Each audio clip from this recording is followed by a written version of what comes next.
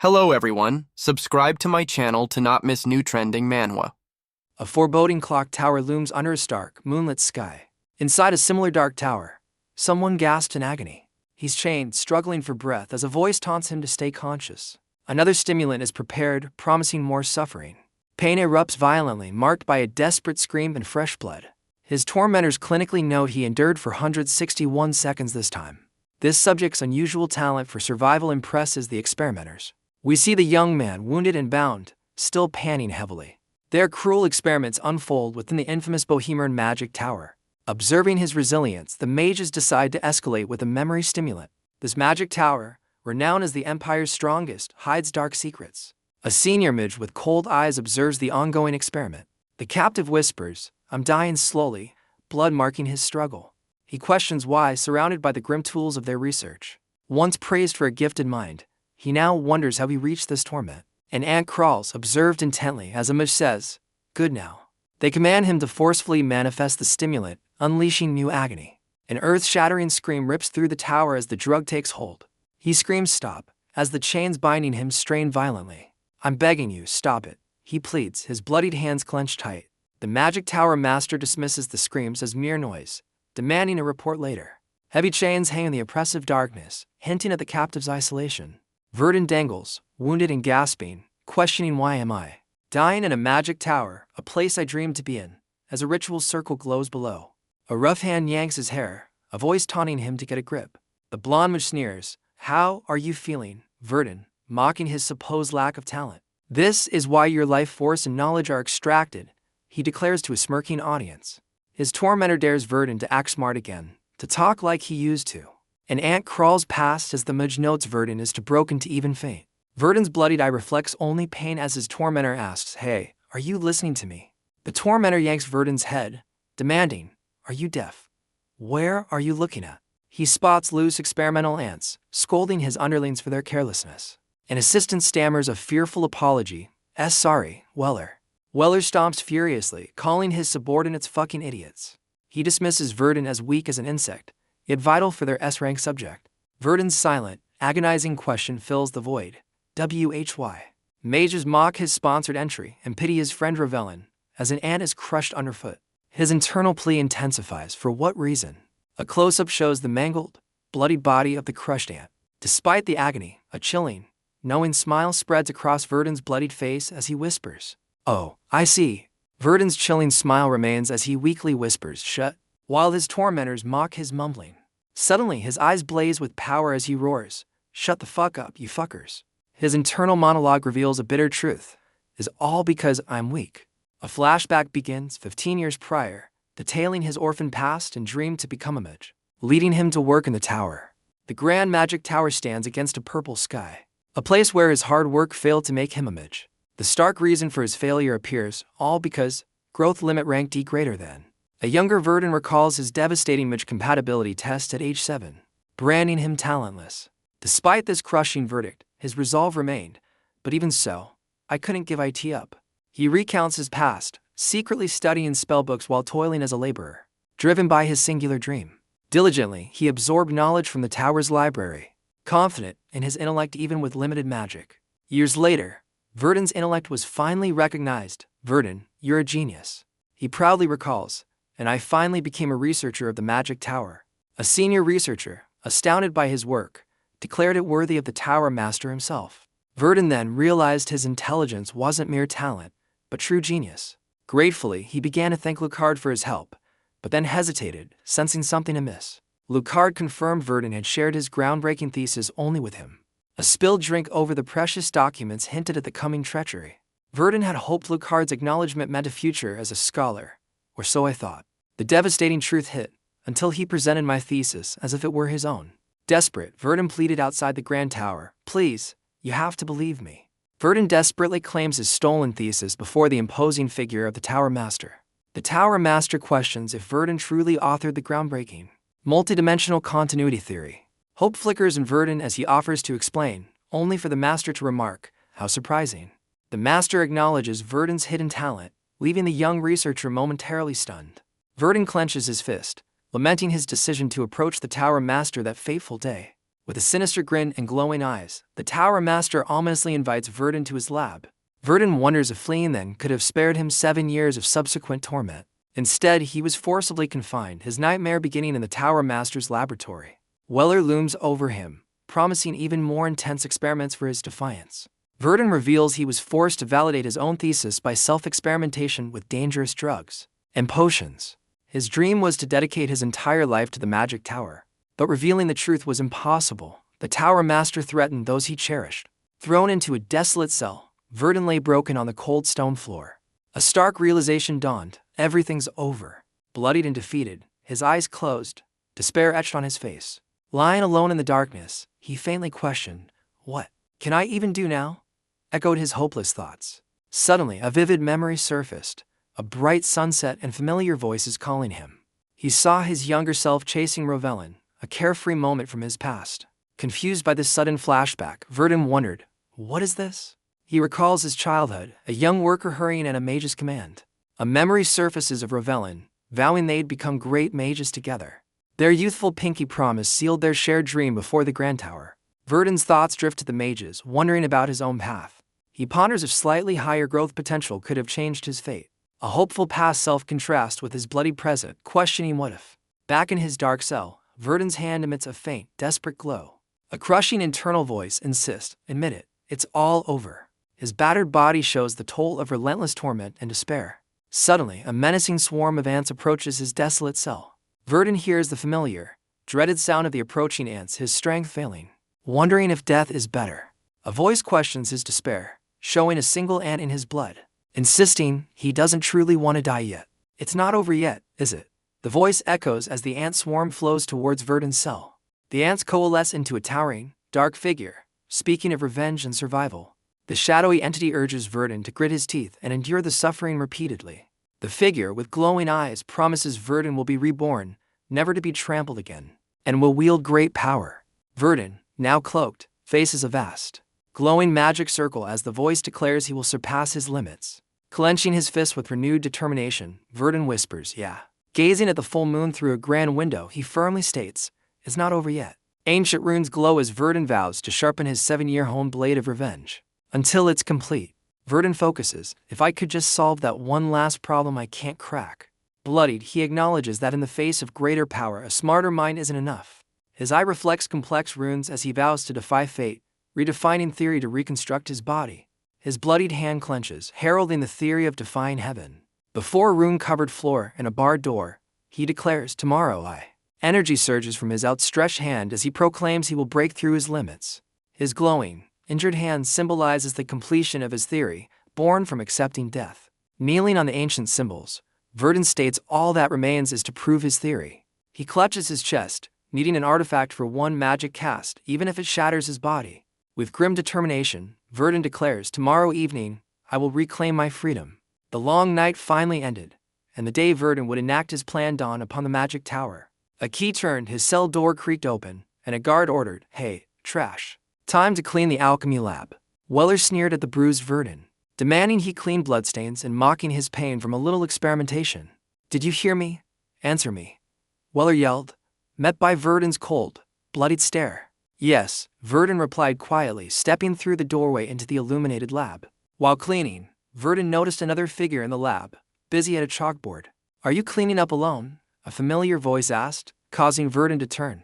It was Rovelin, his childhood friend, standing there with a slight smile. Verdun faced Rovelin in the lab, still holding his cleaning supplies. A moment of surprise passing between them.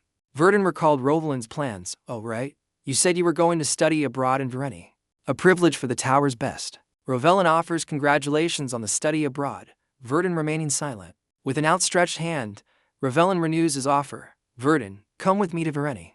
Rovelin explains Vereni offers escape from scorn and new magical learning opportunities. Flustered, Rovelin insists he just wanted a companion, as Verdun calmly says his name. Verdun, with a gentle smile against a bright window, firmly states, "I'll stay here."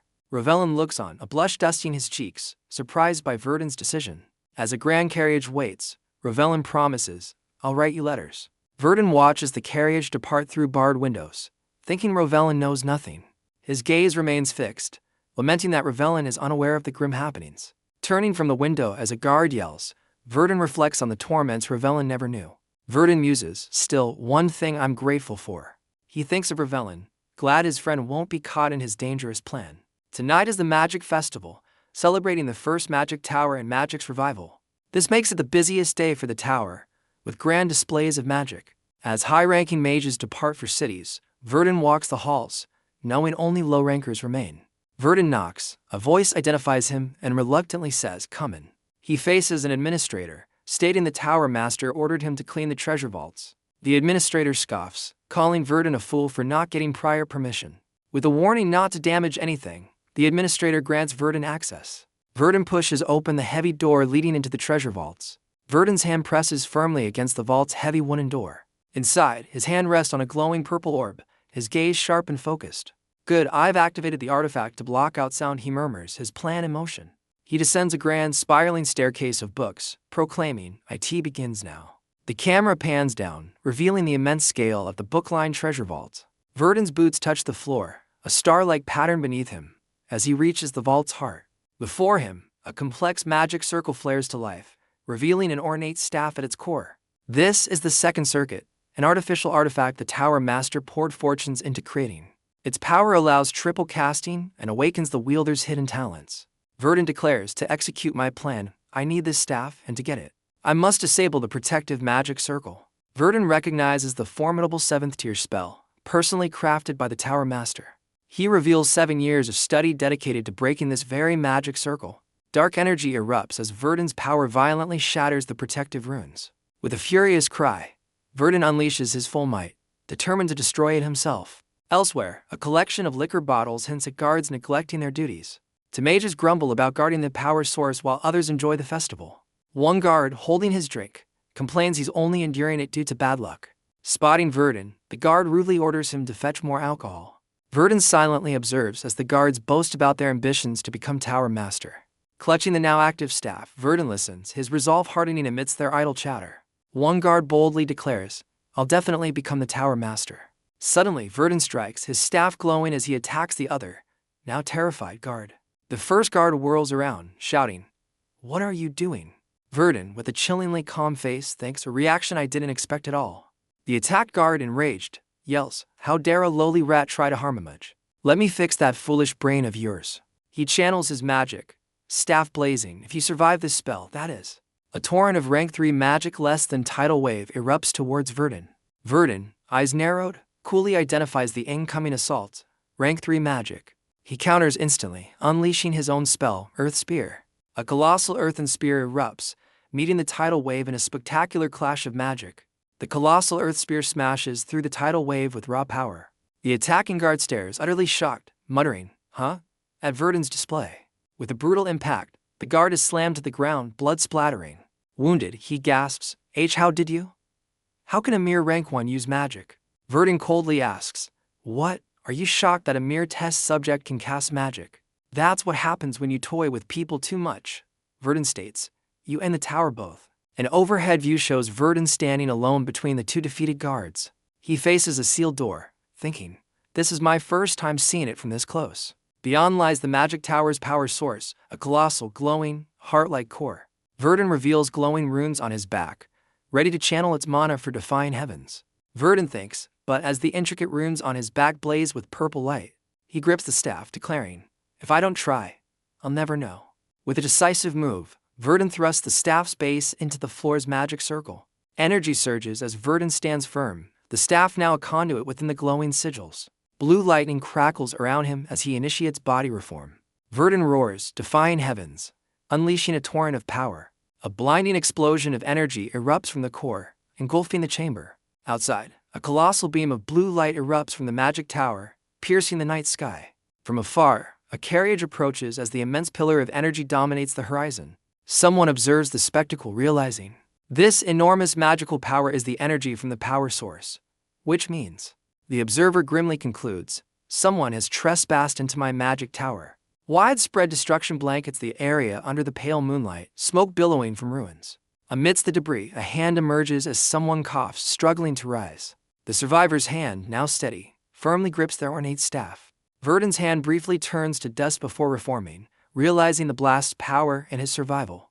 Kneeling shirtless in the aftermath, Verdun weakly concludes, I guess it was a success. Suddenly, Verdun senses an approaching presence, his eyes widening in alarm. 3 powerful beams of light shoot down from magical sigils in the sky. The formidable magic tower master appears, his eyes blazing with arcane energy. Verdun wonders if the tower master sensed the fate of his guards. The tower master extends a hand, crackling with intense blue magical energy. A blinding flash of blue light erupts from his outstretched palm. The resulting shockwave kicks up dust and debris across the ruined landscape.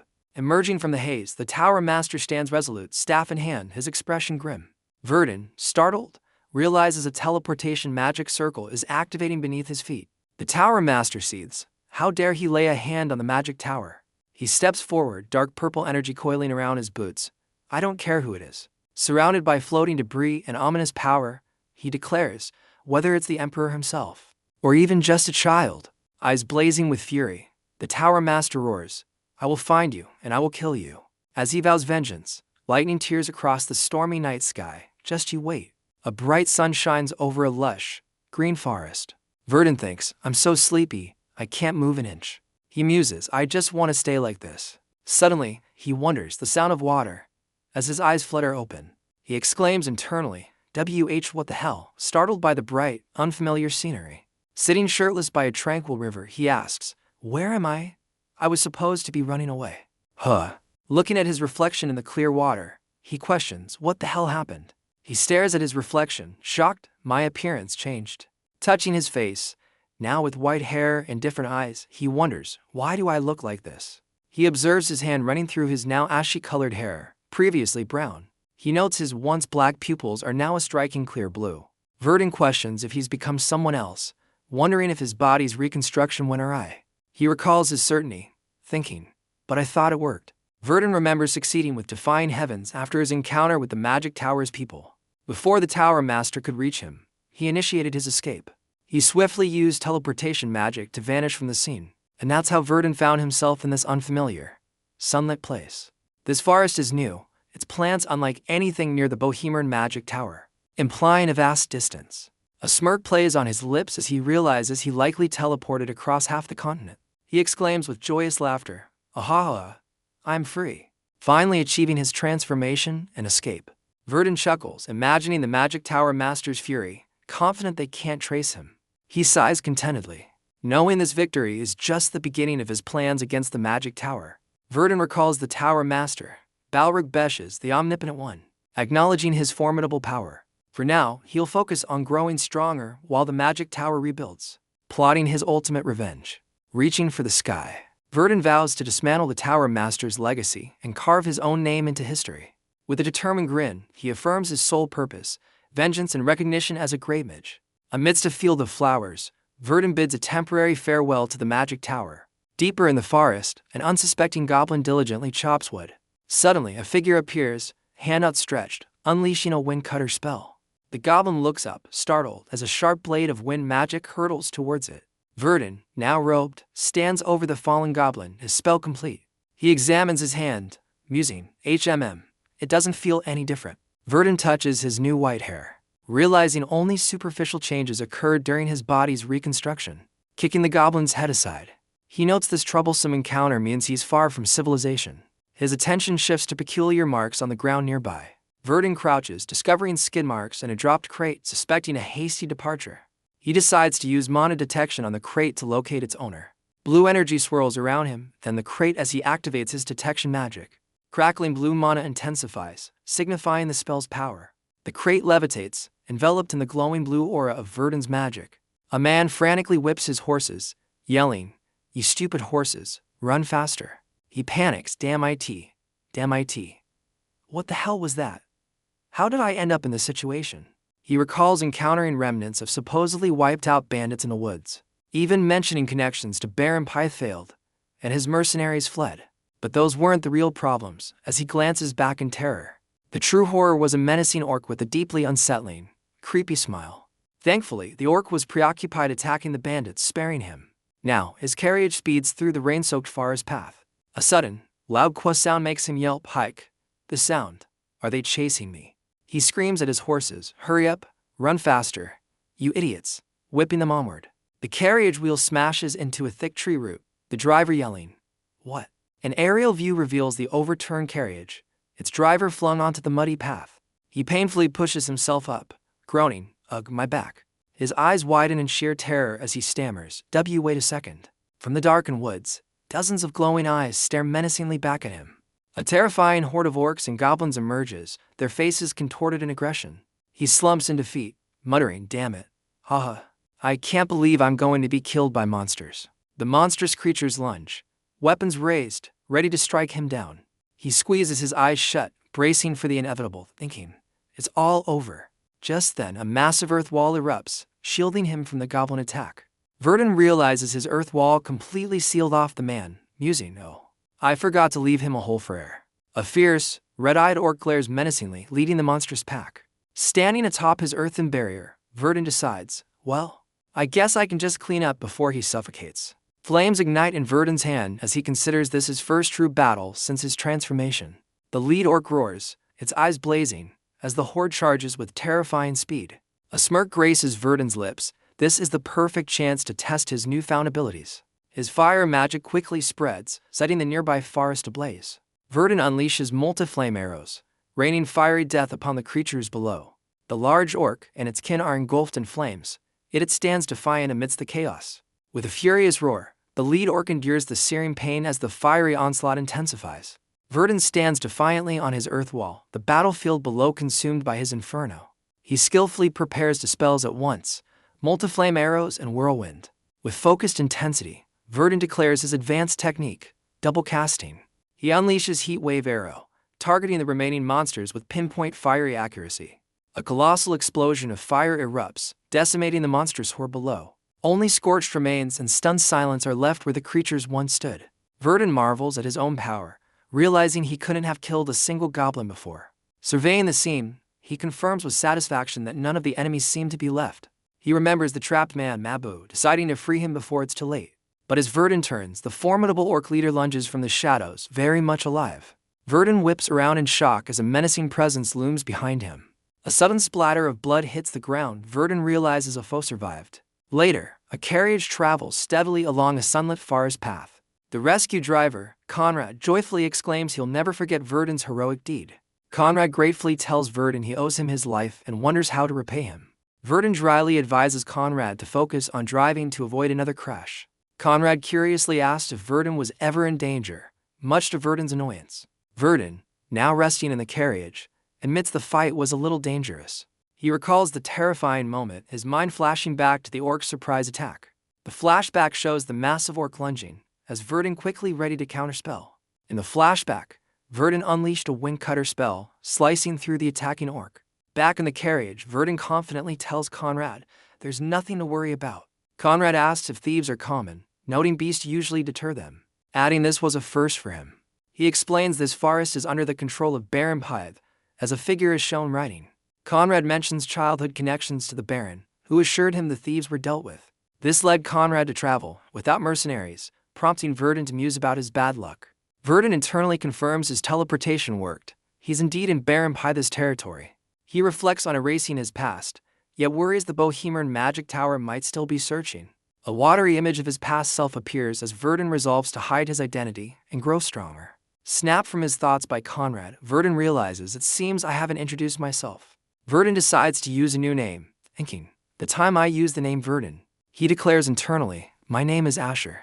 I'll use Verdun again when I face the magic tower leader." They finally arrive at the Grand Pythe territory Baron estate under the night sky. Baron Pythe, seeing Conrad's state, exclaims in shock, "Conrad, what happened to you?" Conrad sheepishly jokes, "I guess I lost some weight, running away from the orcs." As the Baron laments the attacks, Asher steps forward, and Conrad insists it wasn't the Baron's fault. The Baron, learning Asher is the rescuer, eagerly says, "I can't stay still when the savior of my friend is right in front of me." Honored, Asher is then invited to enter the Baron's castle. Later, dressed in fresh clothes, Asher formally thanks the Baron for his hospitality. Baron Pythe smiles warmly, replying, "You're welcome." Baron Pythe formally introduces himself as the Lord of the territory. With a welcoming smile, the Baron gestures for Asher to be seated. Over a lavish meal, the Baron inquires of Asher, whose name he confirms is enjoying the food. As thanks for saving Conrad, the Baron offers a hefty sum of 5 million elk. He then proposes hiring Asher for a job, promising generous compensation. Asher, needing funds and combat experience, inquires about the proposed task. Baron Pythe reveals a grim discovery: bodies found in the southern forest, victims from a ruined farm town. He explains their investigation initially pointed towards bandits as the culprits. However, an extensive search of the territory for these bandits proved fruitless. The Baron suspects magic, as if all traces of them were deliberately erased. The Baron speculates the bandits might have a mage, though it's just a theory. With a knowing smile, Baron Pythe clasps his hands, having a plan. Asher gazes at the castle gates as the Baron declares the hunt begins in 4 days. A stern knight introduces himself as Enoch, commander of the upcoming operation.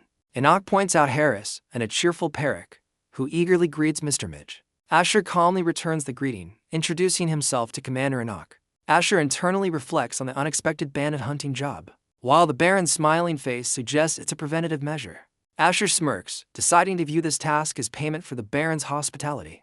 Noticing a crowd, Asher asks if they're involved. Enoch clarifies they are adventurers. Enoch explains the adventurers gathered due to rumors of a strange orc appearing recently. An adventurer notes the high pay, attracting even gold-rank individuals. Gold-rank adventurers, Enoch explains, are comparable to ordinary knights, veterans in energy use. Rumors claim such adventurers can cleave mountains, making Asher wonder why he's still needed. Enoch requests Asher identify any mages among the bandits, prompting Asher to ask why. Enoch clarifies tier to mages match knights, but long-range spells give them an edge. Suddenly, Enoch's expression shifts to alarm, muttering, "This is unfortunate then. Don't tell me." Asher stands composed in the forest, a crowd of adventurers visible behind him. Detecting danger, Asher announces, "There's a magic circle in front of us," his hand glowing. With a swift motion, Asher casts a spell to spell. A shocked voice cries out from off-panel, "WH, what is that?" As the magic takes effect, a massive red magic circle erupts overhead, prompting a shocked cry. How is there something like this in the territory? Asher reveals the dispelled spell was camouflage. This new circle is a warning to its caster. He confidently tells the others, "Stay back. I'll take this down too." His eyes and hand glowing with intense blue magic, Asher unleashes a brilliant wave of energy, carving a path through the forest before the astonished group. Commander Enoch stares wide-eyed, utterly shocked by Asher's overwhelming magical ability. Asher glances back coolly as an unseen voice marvels. He's able to take down magic circles this easily. The stunned sentiment explodes in a thought bubble. What the hell is he? The scene shifts to explain adventurers, guild members who explore, repel monsters, and constantly face death. A bloodied hand, a sword, and scattered gold coins depict how skill brings adventurers wealth and fame. Yet some strong adventurers, consumed by desire after many trials, turn on humans, abandoning all honor. Ultimately, these fallen adventurers are just bandits. Deep in the forest, a furious bandit leader curses their misfortune.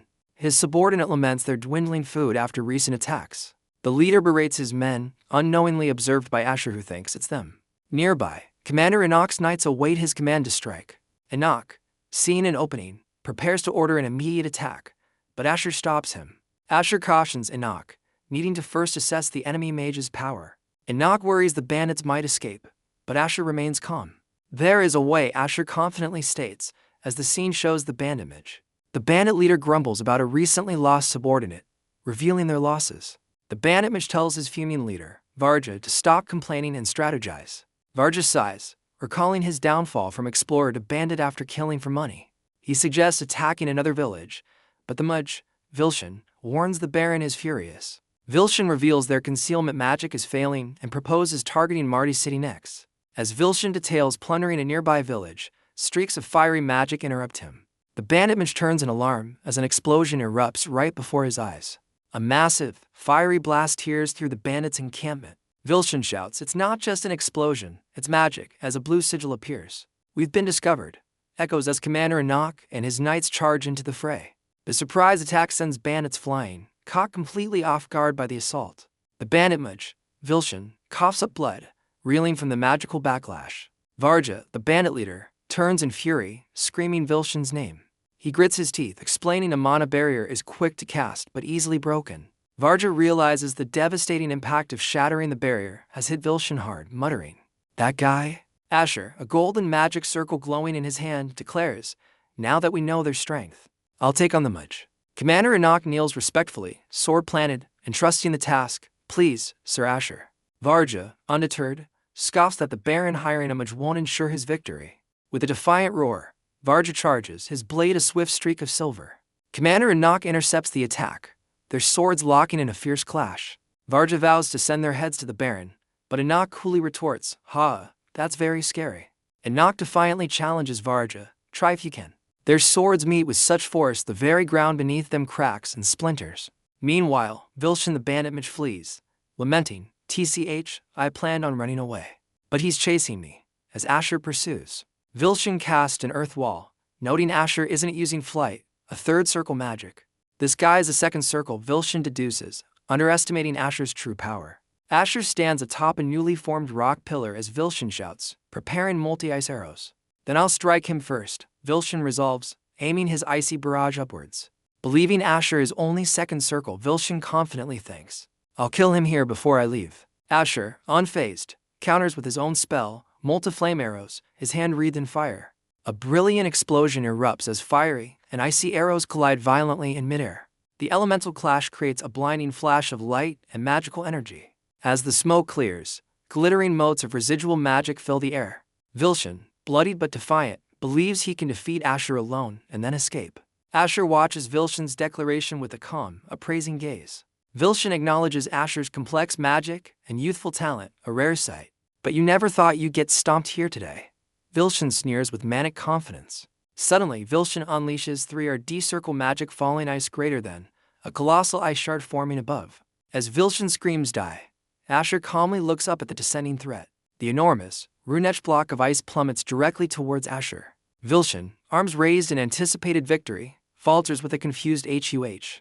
Massive earthen pillars erupt upwards, intercepting the colossal ice shard. Vilshin stares in disbelief, his mind reeling, "He blocked my spell." From below, Vilshin sees Asher standing calmly amidst the towering stone spikes, one hand raised. Asher unleashes his counter, Earth Spear, golden light emanating from his commanding gesture. He clenches his fist, the raw power of the earth magic concentrating.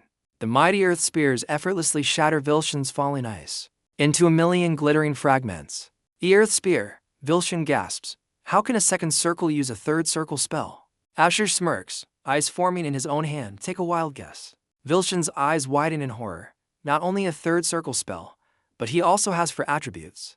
Don't tell me. The horrifying realization hits Vilshin as he's blasted backwards. He's been deceiving me from the start. Vilshin lies defeated as Asher stands victorious against the twilight sky. Asher reflects, "Good thing I came," a thoughtful expression on his face.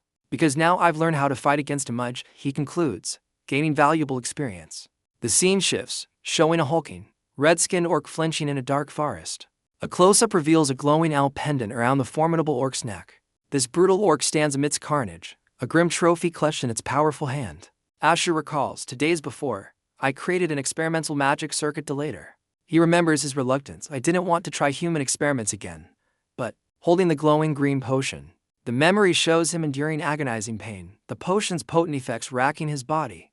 Thanks to it, Asher grits out, eyes blazing with power, I was able to reach the 3rd tier. Asher observes the fallen Vilshin, musing, he looks dead, and considers how to prove his victory. His gaze falls upon Vilshin's dropped wand. Is that the wand that he was using? Asher kneels, picking up the glowing artifact, and decides to appraise its properties. The wand enhances ice spells and speeds casting. Asher notes, it might be of good use to me. Suddenly, Sir Peric rushes over, waving frantically. Asher, so you're fine. Peric expresses his relief, while Asher explains the mage was a tough opponent. Gesturing to the ravaged land, Asher confirms the other bandits are handled, learning Enoch is still battling their leader. Peric, shouldering a heavy sack, asks, is it okay if I ask one thing before we return?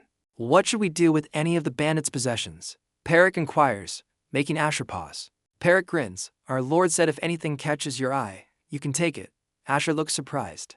Peric recalls Baron Pytha's generous words with a cheerful thumbs up. Asher thoughtfully examines the newly acquired wand, a slight smile on his face.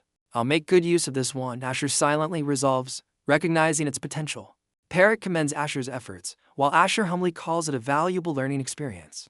A captured bandit leader, Varja, stares in disbelief. Vilshin was killed. That's impossible. Varja, clutching a hidden blade, panics, damn it, if this continues, we'll be executed. I have no choice. I'll have to escape, Varja decides as the glowing sigils flare beside him. Varja explodes into motion, a crimson blur as he lashes out at the surrounding guards. Get out of my way, he screams, desperately trying to carve a path to freedom. Varja realizes without Vilshan's magic, we can't get through their ranks. That leaves me with only one way left. Varja roars, I'll kill the knight, steal his horse, and escape, lunging with his blade. He charges with desperate fury, sweat flying, determined to break free. Enoch meets Varya's attack with a powerful downward slash of his own sword. Varya's eyes widen in disbelief, as Enoch's sword blocks his path. Enoch expertly disarms Varja, sending the bandit leader flying with a surprised what the hell. Varja tumbles backward, his own sword flung from his grasp, utterly outmaneuvered. Pinned by guards, Varja glares as Enoch scolds, how dare you throw your sword away? No pride as a knight? Enoch smirks coolly, what do you mean by pride? Holding his sword confidently, looming over Varja with a captured dagger, Enoch declares, pride is a luxury for the living, bandit.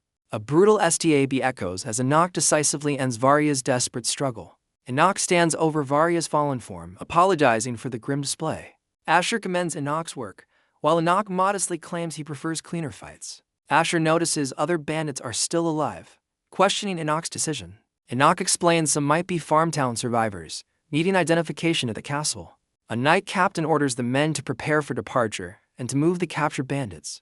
A guard roughly prods a bound bandit, forcing him to his feet with a pained groan. Suddenly, the bandit bolts, screaming he doesn't want to die, as a guard shouts in surprise. As the bandit flees, a soldier steps forward, declaring, I'll take care of him. Asher intervenes, telling the soldier to wait, a thoughtful look on his face as he senses something amiss. The desperate bandit turns to Asher, pleading for help, his eyes wide with terror. Asher turns sharply, his senses picking up a new, ominous presence. A chilling realization dawns, the smell of blood hangs heavy in the air. The knights brace themselves as a disturbance rustles the nearby trees. Suddenly, the soldier is violently thrown back by an unseen attacker. He crashes to the ground, stunned and defeated by the swift assault. The group stares in disbelief. What the hell was that? One exclaims, spotting a monstrous figure. Asher's expression darkens. It's possible, he murmurs, connecting the dots, that the adventurers failed to defeat it. He realizes as the brutal red orc emerges. The orc, far more menacing than expected, swings its massive axe at a knight. Asher's senses flare, revealing not just one, but dozens of these formidable foes approaching. Asher identifies the monstrous red orc. That thing must be the leader of those beasts. He recalls a similar, smiling orc, noting this one's incredible, towering size. The red orc strides forward, blade in hand. Asher concludes it must have evolved. With a guttural roar, the orc leader points, commanding its horde to attack. The knight captain urgently orders his men into defensive positions, prioritizing the goblins. The red orc leader swings its colossal blade, meeting a desperate defense with overwhelming force. A knight is violently flung backward, unable to withstand the monstrous blow. The massive orc raises its foot, preparing to crush the fallen knight. Asher and Enoch witness the impending doom, a bright energy flaring in response. Suddenly, the orc leader is blasted backward by a powerful, unseen counterattack. The red orc leader recoils, a brilliant light searing its chest from the unexpected blow. Enoch's blade slices deep, drawing a crimson spray from the monstrous orc. Staggering backward, the massive orc glares down at the knights below. Kuke, the wounded orc growls, fury burning in its blood-red eyes. In a shocking move, the orc leader snatches a terrified goblin from its own ranks. The knights watch in horror as the orc brutally consumes its smaller kin. With a sickening sound, the orc spits out a clean-picked bone, its hunger sated. Revitalized, the red orc crouches, a dark, menacing aura flaring around its formidable frame. Asher grimly notes, did it just heal by eating its own kind? As Perrick looks on, aghast. The knight captain tightens his grip on his sword. Guess we won't be able to return with peace of mind.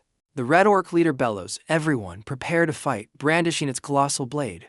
With a savage grin, the orc hurls its massive weapon like a deadly projectile. A knight on the ground stares in horror as the enormous blade spins directly towards him. Another knight, Harris, intercepts the flying weapon, wondering why the orc threw its sword. Harris's sword shatters instantly against the orc's blade, his defense crumbling. The impact sends fragments of steel flying, Harris caught in the devastating blow. Shards of his broken sword reflect in Harris's horrified eyes as the attack connects. Harris cries out in agony, "Qua," as he's violently struck by the orc's weapon. Perrick screams Harris. Witnessing his comrade fall, the captain equally stunned. The captain shouts, "Careful, Perrick," as the red orc instantly closes in, Perrick gasping. "When did I tea?" Perrick, eyes blazing blue, swings his sword, vowing, "I'll cut it just like this." His confident strike falters as he stares in utter disbelief. Perrick realizes with dread the sword is stuck in its muscles. As his blade lodges in the orc's arm, he desperately tries to free his weapon, crying, "It's not coming out." As the orc towers over him, the red orc leader prepares a devastating attack, its name echoing, Earthsharer. A colossal shockwave erupts from the orc, hurtling directly at the vulnerable Perrick. Asher shouts, "This way, Sir Perrick," conjuring a barrier of earth as Perrick scrambles. Perrick slides to safety behind Asher, relieved. "I survived, Asher." But, distraught, Perrick cries, "Now what, Asher? I couldn't retrieve my sword." While Asher analyzes the orc's enhanced power, Perrick laments his full power strike failed, wondering if this is a legendary, super strong orc. Asher calmly tells Perrick, "It's not that," as Perrick exclaims, even though it's this strong." Asher explains the orc's traits, regeneration and strengthening through consumption, plus its ability to command and induce lunacy. He adds that its raw power is enough to even overwhelm knights. Asher concludes, "It's definitely different from your run-of-the-mill orc." With a slight smirk, Asher thinks, "But if that's all then, it's too weak to call a special entity," he internally judges. Asher recalls a lesson. There is a limit to normal magic.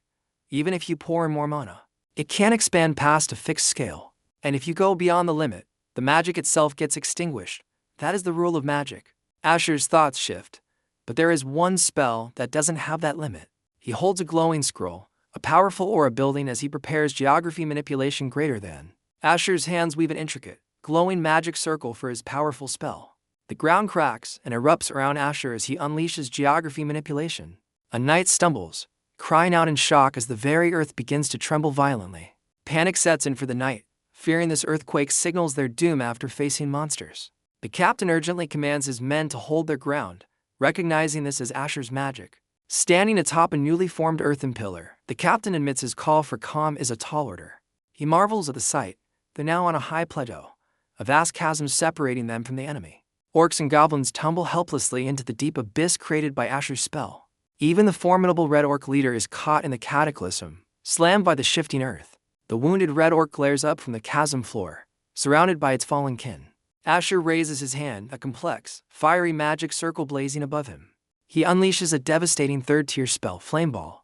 A colossal pillar of fire engulfs the chasm, incinerating the trapped orcs below. Perrick cheers wildly at the fiery spectacle as Asher calmly tells him to maintain dignity. Undeterred, Perrick exclaims that watching the enemies get blown away is incredibly satisfying.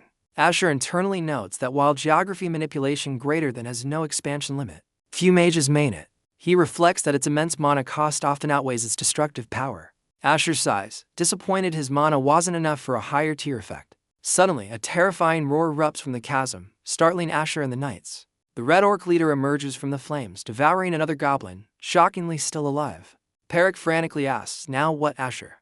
as Asher calmly states, "If it doesn't want to burn to death." Asher prepares his next spell, a powerful blue aura gathering for wave greater than. With a determined look, Asher unleashes the water magic, a complex blue circle flaring. A torrent of water crashes down, engulfing the red orc leader and its remaining kin. Perrick cries out Asher, as the mage raises his sword, channeling more power. Asher prepares to unleash a frosty barrage, multi-ice arrows and winter gust. "Then I'll freeze it to death," Asher declares, as icy energy swirls around him. The red orc is pierced by a volley of sharp ice projectiles, double casting bitter cold arrows. Smaller orcs and goblins are instantly encased in thick, unyielding ice. Yet the colossal red orc leader, the battered, still glares down menacingly at Asher.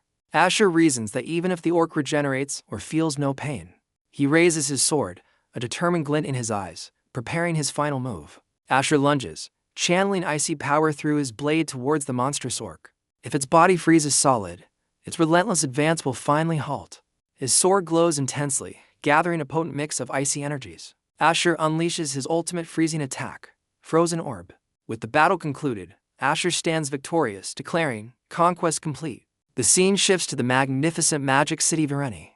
On a balcony, two men discuss recent events, one asking, "Did you see the news?" The other scoffs at rumors of the magic tower's energy source exploding, questioning its truth. In a grand hall, robed figures discuss the magic tower's shutdown and the disappearance of mages. The man sips tea, relaying public theories of divine punishment or man-made disaster for the tower's fate. A shocking assertion appears. Someone must have plotted to seal the Bohemian magic tower. One of the robed figures flinches, reacting to the grave news. The man whispers that the tower was conducting secret experiments, leading to an attack. Suddenly, the robed figure grabs the man, causing him to spill his drink in shock. "Say that again," the figure demands as the startled man questions the sudden aggression. The hood falls, revealing a young woman with pink hair, her expression serious as she asks, "What happened?" Her eyes blaze red with intensity as she demands to know what befell the Bohemian magic tower.